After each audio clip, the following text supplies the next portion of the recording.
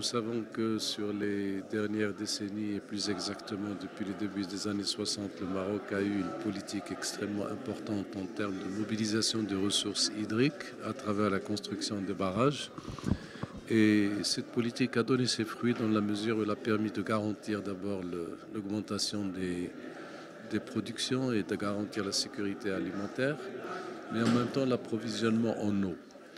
Nous savons aussi que dans la prévision des réductions des ressources en eau, du fait d'abord de l'accroissement démographique, mais du fait aussi de l'augmentation de la demande en eau et du fait aussi des changements climatiques, il convient de trouver des modèles qui permettent de garantir la pérennité de cette ressource dans des modèles de développement durable. Donc c'est à ces questionnements qu'il convient de répondre en termes d'abord de pérennité des ressources, mais aussi d'assurer une forme d'équité spatiale et sociale et qui permet de tirer la meilleure valeur ajoutée de cette croissance au profit de la communauté nationale.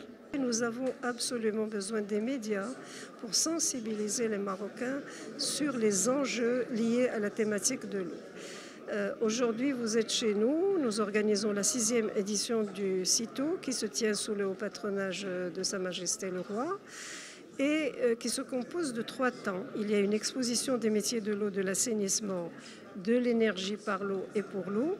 Nous avons 2 journées dédiées aux jeunes pour lesquelles nous organisons un hackathon Digital for Water. Et en ce moment même se déroule une conférence internationale qui veut manier 3 concepts, à savoir l'eau, les changements climatiques et le nouveau modèle de développement. Nous nous sommes référés à 2 discours de Sa Majesté. Le premier qu'il a énoncé à l'occasion de la dernière fête du trône, où il met l'accent sur la nécessité de la préservation des ressources naturelles et il place de manière privilégiée la question de l'eau et il fait le lien entre la stabilité et la question de l'eau. Le deuxième discours a eu lieu à l'ouverture de la session parlementaire et justement c'est ce discours-là où il nous appelle, mais ensemble, à réfléchir sur le renouvellement du modèle de développement. Donc nous sommes en train de faire cet exercice et par rapport à la question de l'eau, en réfléchissant sur l'évolution qu'a connue cette thématique, eh bien, je pense qu'il y a eu des avancées conceptuelles, programmatiques, mais aussi des méthodologies de mise en œuvre qui pourraient nous ressourcer peut-être et faire des propositions qui pourraient servir d'une manière générale à la réflexion globale sur le renouvellement du modèle de développement.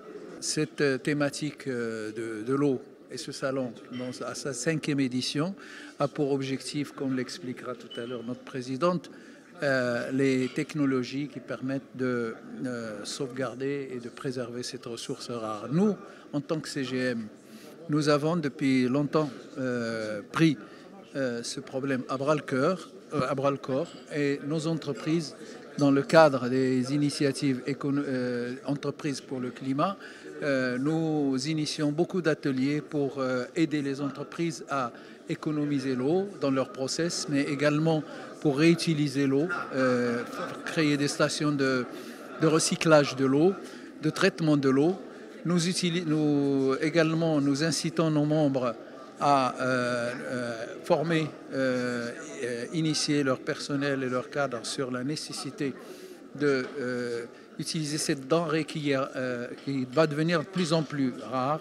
Le Maroc est en stress hydrique et bientôt il sera pratiquement en situation, vers les années 2030, si rien n'est fait, en situation de pénurie. Il y a donc urgence, et la CGM en est bien consciente, puisqu'elle a créé une commission qui s'appelle la Nouvelle Économie Climat.